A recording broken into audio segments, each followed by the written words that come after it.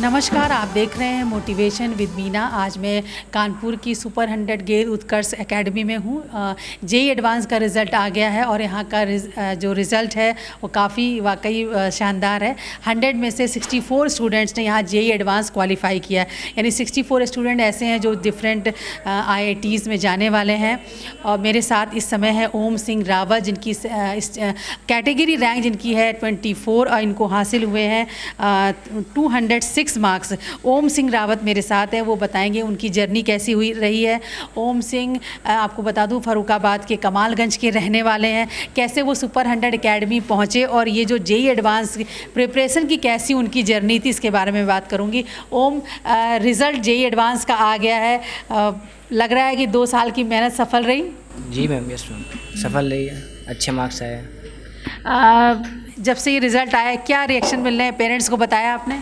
जी ma'am, बताया। Family में पहले बच्चे हैं जो IIT गए हैं, तो घर वाले बहुत खुश हुए। अपनी फैमिली बैकग्राउंड के बारे में बताइए, कौन कौन लोग परिवार में हैं, पापा क्या करते हैं और आप किस बैकग्राउंड से आते हैं? जी, मेरे घर में मम्मी पापा और 2 दीदी हैं। पापा ऐसे ही प्राइवेट जॉब करते हैं, मम्मी हाउसवाइफ हैं और 2 दीदी हैं। नवोदय से मैं पढ़ा हुआ हूँ मैम, और आर्थिक इतनी अच्छी नहीं है। तैयारी करने के लिए तो कर्ज ज्वाइन कर लिया, और तो यहीं पे ज़्यादा हेल्प होगी पढ़ाई में। क्या जब आप नवोदय से निकल के जब आपने सोचा कि हमें जेई की तैयारी करनी है, तो फाइनेंशियल क्या प्रॉब्लम थी? लग रहा था कि ये एग्ज़ाम आप क्वालिफाई कर पाएंगे? मैम, ऐसा तो नहीं लग रहा था कि कर लेंगे, लेकिन अब यहाँ पे पढ़ाई की अच्छे से तैयारी होगी, सर लोगों का हेल्प मिला और इसीलिए हो गया। अच्छा ओम, इस पूरी जर्नी में क्या आपको प्रॉब्लम, क्या हार्डशिप्स क्या रही हैं, अगर देखें फाइनेंशियल बैकग्राउंड के अगर नज़रिए से देखें तो? मैम, ऐसे कोचिंग ज्वाइन करने के लिए और कहीं तो कर नहीं पाते, महंगी फ़ीस होती है, क्योंकि बहुत सारी फ़ीस महंगी है, तो प्रॉब्लम्स होती है, लेकिन यहाँ पे मिल गए, सब अच्छे हो गए। सुपर 100 कैसे पहुँचे आप? जी, सर आए थे हमारे स्कूल में एग्ज़ाम कंडक्ट कराने, तो वहाँ पे एग्ज़ाम दिया, उसके बाद यहाँ पे इंटरव्यू प्रोसेस हुई, तो इंटरव्यू प्रोसेस हुई, उसके बाद इंटरव्यू क्लियर किया, उसके बाद यहाँ पे आ गए। अच्छा, ये जब से जेई एडवांस का रिज़ल्ट आया है और अभी आप क्या उम्मीद करें किस IIT में आपका सिलेक्शन हो पाएगा? जी मैम, IIT दिल्ली तक मिल जाएगी, CS ब्रांच एक्सपेक्ट कर रहे हैं। कंप्यूटर साइंस में जाना चाहते हैं आप? जी मैम। अच्छा, ये बताएं कि जब से रिज़ल्ट आया है आपको अपने घर से, फैमिली से, रिश्तेदारों से क्या किस तरह के रिएक्शन मिल रहे हैं, लोग क्या कह रहे हैं? जी मैम, सभी लोग खुश हैं, शाबाशी दे रहे हैं और बहुत ही खुश हैं। बाकी घर तो गए नहीं है, यहीं पे हैं। अच्छा, ये बताइए ओम, ये जो 3 सब्जेक्ट फिजिक्स, केमिस्ट्री और मैथ, इसकी प्रिपरेशन कैसे रही? तमाम स्टूडेंट जो आपको सुन रहे हैं, आप उनको ये बताइए कि इन तीनों विषयों की आपने तैयारी कैसे की और क्या कौन सी बुक्स आपने पढ़ी? आप पहले फ़िज़िक्स से बताइए, फ़िज़िक्स के लिए कितने घंटे रोज़ आप देते थे और कौन सी बुक पढ़ी, क्या स्टडी मटेरियल था आपका? जी मैम, यहीं पे स्टडी मटेरियल मिला था, वही लगाते थे सर लोग की गाइडेंस में, और सर लोगों ने पढ़ाया अच्छा, और 3 घंटे डेली हर सब्जेक्ट के लिए शेड्यूल फिक्स था यहाँ पे, तो यहीं पे जो शेड्यूल बताया गया था उसी शेड्यूल को फॉलो करते थे केवल, और ज़्यादा कुछ एक्स्ट्रा नहीं किया, सर की गाइडलाइंस को फॉलो करते थे। ये बताइए, जो तमाम स्टूडेंट यहाँ सुपर 100 में हर एक का सिलेक्शन नहीं हो पाता, यहाँ पर सिर्फ 100 ही सीट्स हैं, तो जैसे जो बच्चे अपने घर में रह के तैयारी करना चाहते हैं, आप उनको बताओ कि फ़िज़िक्स की प्रिपरेशन जेई एडवांस के लिए कैसे करें, क्या पढ़ें, क्या रूटीन होना चाहिए, कौन सी बुक पढ़नी चाहिए, आप कुछ गाइड करिए। मैम, सबसे पहले तो अच्छे टीचर्स ढूंढने चाहिए जो अच्छे से पढ़ा सके, और ऑनलाइन अगर पढ़ रहे हैं तो ध्यान लगा के पढ़ना चाहिए। ऑनलाइन में से मैम वो नहीं रहता ना इतना ज़्यादा, और ग्रुप स्टडी अगर हो पाए तो मतलब कुछ ग्रुप में 1-2 लोग हों तो उनसे पढ़ना चाहिए एक साथ, अकेले इतनी अच्छी नहीं हो पाती पढ़ाई। और बुक्स तो मैम यहीं की लगाई थी, तो अदर बुक्स तो इतने अच्छे नहीं पता। SC भी सही है फिजिक्स के लिए वैसे तो। ओम, ये बताएं कि फ़िज़िक्स की तैयारी करने के लिए कैसे तैयारी करनी चाहिए, कौन सा बुक पढ़ना चाहिए? मैम, SC वर्मा की जो कॉन्सेप्ट ऑफ फिजिक्स किताब है, वो फिजिक्स के कॉन्सेप्ट क्लियर करने के लिए अच्छी रहती है, तो वो लगानी चाहिए। और केमिस्ट्री के लिए, इनऑर्गेनिक के लिए तो NCERT सबसे बेस्ट है, और उसके अलावा अदर बुक्स लगा रहे हैं वो भी लगा सकते हैं। और सबसे ज़्यादा मैम प्रीवियस जो क्वेश्चन पेपर्स आते हैं वो लगाने चाहिए, उससे पैटर्न पता चलता है एडवांस में कैसे क्वेश्चन आते हैं, और कॉन्फिडेंस बूस्टअप होता है नंबर से। अच्छा, ये बताइए, आप जो जब ये तैयारी कर रहे थे, आप कितने, आपका क्या शेड्यूल था?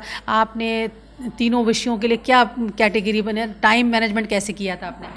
टाइम मैनेजमेंट तो मैम यहीं पे ज्वाइन थे तो सर ने बनाया था अपने हिसाब से, तो सर की गाइडलाइंस फॉलो करते थे कि कुछ सर को क्या ज़्यादा क्या एक्सपीरियंस है। गाइडलाइन थी बताइए। स्टार्टिंग में मैम क्लास टाइम होता था, क्लास टाइम के बाद जब हम लोग खाना खाने के बाद पहले मैम फिजिक्स पढ़ते थे 3 घंटे, उसके बाद मैथ का था 4 घंटे, और सुबह केमिस्ट्री पढ़ते थे। सुबह जल्दी उठ के केमिस्ट्री अच्छे से याद हो जाती है, और शाम को 1 घंटे केमिस्ट्री, ये शेड्यूल था।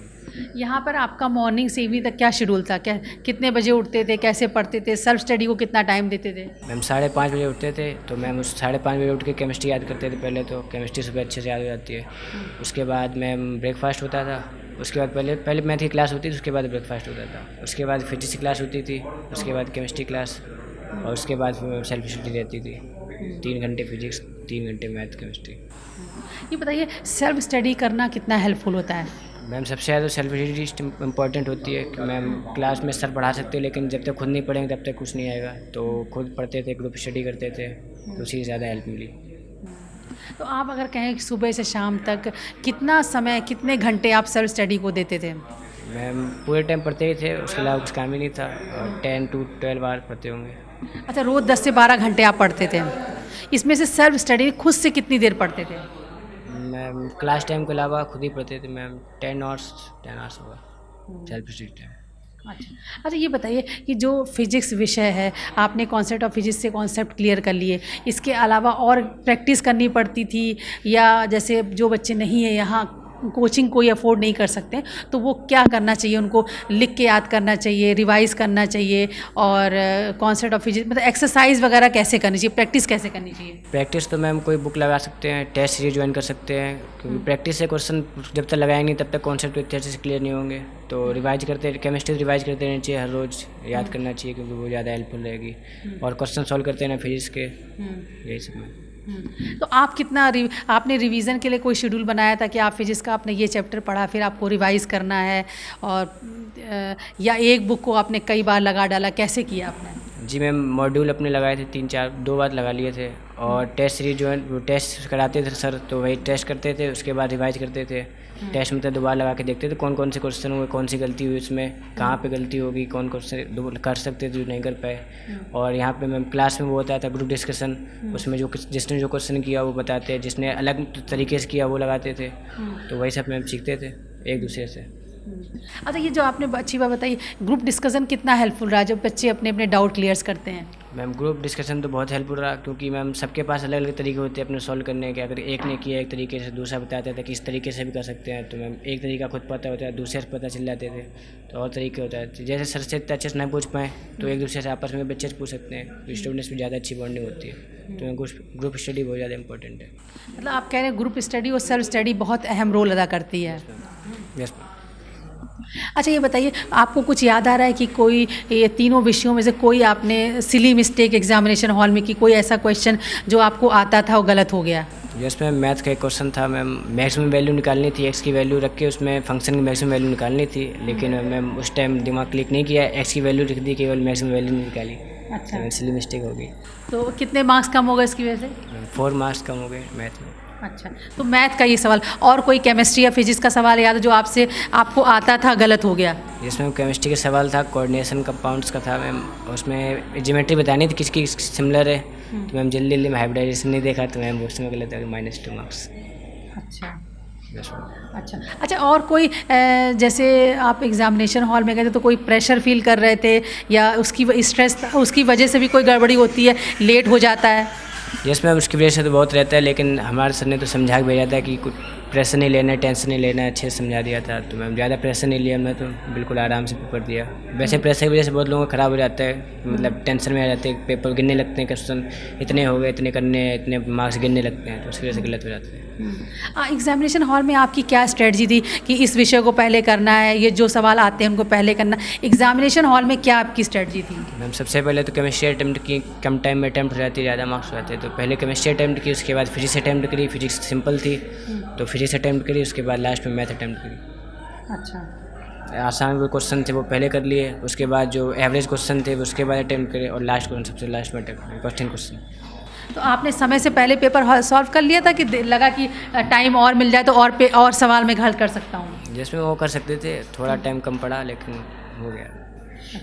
अच्छा ये बताओ ओम कि इस तरह के कंपटीशन होते हैं, इसमें स्पीड और टाइम मैनेजमेंट ये कितना इम्पोर्टेंट है? क्या आपको लग रहा है कि अगर थोड़ी मेरी स्पीड और तेज़ होती और थोड़ा समय और मिल जाता तो मैं और अच्छा स्कोर कर सकता था? यस मैम, टाइम मैनेजमेंट तो बहुत इंपॉर्टेंट है। अगर टाइम मैनेज नहीं हो पाया तो क्वेश्चन आते हुए भी लेकिन छूट जाएंगे। तो मेरा टाइम तो मैथ में कम पड़ गया, तो मैथ में थोड़े कम रह गए। अच्छा। बाकी टाइम में अगर सही से मैनेज कर लेते, मैथ के लिए टाइम बचाते, तो टाइम उसमें और स्कोर बढ़ सकता था। अच्छा, जो बच्चे आपको सुन रहे हैं आप बताओ कि ये टाइम मैनेजमेंट और स्पीड को मेंटेन करने के लिए क्या करना चाहिए? जस्ट एक्सप्लेन करो अच्छे से, इसको बताओ। मैम, टाइम मैनेज करने के लिए तो एक शेड्यूल बनाना चाहिए। बाकी जो प्रैक्टिस पेपर देते हैं उसमें उसी शेड्यूल को फॉलो करना चाहिए कि उसी शेड्यूल पे मतलब सही मार्क्स आ सकते हैं कि नहीं आ सकते। नहीं आ रहे हैं तो चेंज करना चाहिए, उसके हिसाब से पेपर देने चाहिए। और प्रैक्टिस तो करनी चाहिए, एग्ज़ाम देने चाहिए प्रीवियस ईयर के, और टेस्ट सीरीज कोई ज्वाइन कर सकते हैं वो ज्वाइन कर लेनी चाहिए, उसी को देना चाहिए। आपने जो प्रीवियस कितने साल के क्वेश्चन पेपर आपने सॉल्व किए और इससे कितना आपको लाभ हुआ? लगभग मैं 5 to 6 ईयर्स के क्वेश्चन सॉल्व किए थे मैम, उससे तो बहुत फ़ायदा हुआ। और पैटर्न पता चला एडवांस का क्या क्या होता है, कैसे आता है, इतना अच्छे से पता नहीं था पहले। और इसी को ग्रुप में डिस्कशन किया तो और अच्छे से एक्सपीरियंस हो गया। कॉन्सेप्ट जो रिवाइज अच्छे से हो जाता है, उसी से मतलब एक साथ टॉपिक रिवाइज हो जाते हैं। अच्छा, ये 3 विषय की तो आपने हमें जानकारी दी। अब मुझे ये बताइए कि ओवरऑल जेई एडवांस जैसा एग्ज़ाम क्लियर करने के लिए, कोई अच्छी रैंक लाने के लिए ओवरऑल हार्ड वर्क के अलावा कोई और भी ट्रिक होती है जो काम करती है? हार्ड वर्क के अलावा मैम ग्रुप स्टडी और टाइम मैनेजमेंट होता है। मतलब आता तो है लेकिन अब कैसे मैनेज की, कैसे लिखना है उसको, उसकी और वो रहनी चाहिए, प्रैक्टिस रखनी चाहिए, वो ज़्यादा इंपॉर्टेंट होता है। और प्रेशर नहीं लेना चाहिए, मतलब आराम से करना चाहिए। ये सब और इम्पोर्टेंट है कि मतलब आता हुआ भी ना कर पाए तो ज़्यादा बुरा लगता है।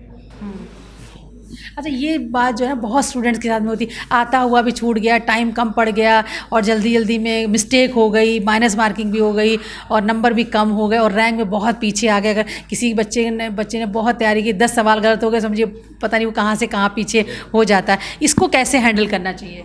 मैम, आराम से देना चाहिए, प्रेशर नहीं लेना चाहिए। पेपर देते टाइम आराम से एकदम सोच समझ के करना चाहिए पेपर। ज़्यादा प्रेशर नहीं लेना चाहिए, हड़बड़ी नहीं करनी चाहिए। जो आ रहा है वो आराम से पहले करना चाहिए, उसी टाइम जल्दी जल्दी नहीं करना चाहिए कि ये भी करना है वो भी करना है। जो आ रहा है पहले वो कर लो, उसके बाद बाकी सब्जेक्ट अटेम्प्ट करो। अच्छा, ये जो 2 साल का समय होता है प्रिपरेशन के लिए, आप इसको सफिशिएंट मानते हैं या लगता है कि नहीं अगर पूरी शिद्दत से मेहनत से पढ़ाई की है तो 1 साल में ही, क्योंकि बहुत सारे बच्चे ना बोर्ड एग्ज़ाम के साथ भी जेईई मेंस और एडवांस का एग्ज़ाम देते हैं, तो क्या लगता है कि दोनों का प्रेशर रहता है? यस मैम, उसका प्रेशर रहता है। अगर पहले तैयारी नहीं करी तो 1 साल में तो बहुत ही कम टाइम रहता है, क्योंकि वाइड सिलेबस है। अगर 11-12 अच्छे से नहीं पढ़ा है तो ज़्यादा वो रहता है कि नहीं हो पाएगा सही से।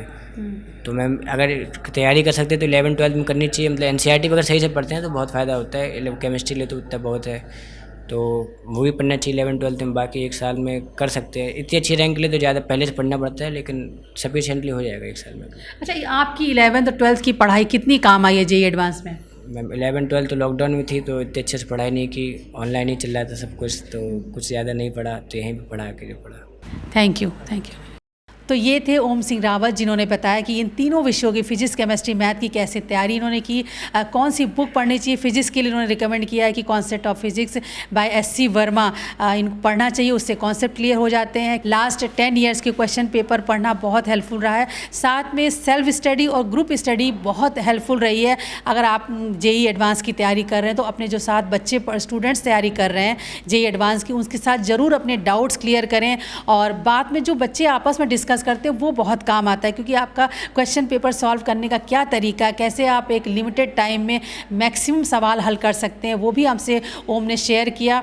और सबसे बड़ी बात जो ओम ने हमसे बताई कि कैसे बच्चे हड़बड़ी में आते हुए सवाल गलत कर जाते हैं, वो बहुत आपको रैंक में पीछे ले जाते हैं। तो एग्जामिनेशन हॉल में आपकी स्ट्रेटजी यही होनी चाहिए कि जो क्वेश्चन आपको आते हैं आसान है, पहले आप उनको अटेम्प्ट करें। बिल्कुल भी पैनिक होने की या स्ट्रेस लेने की ज़रूरत नहीं है।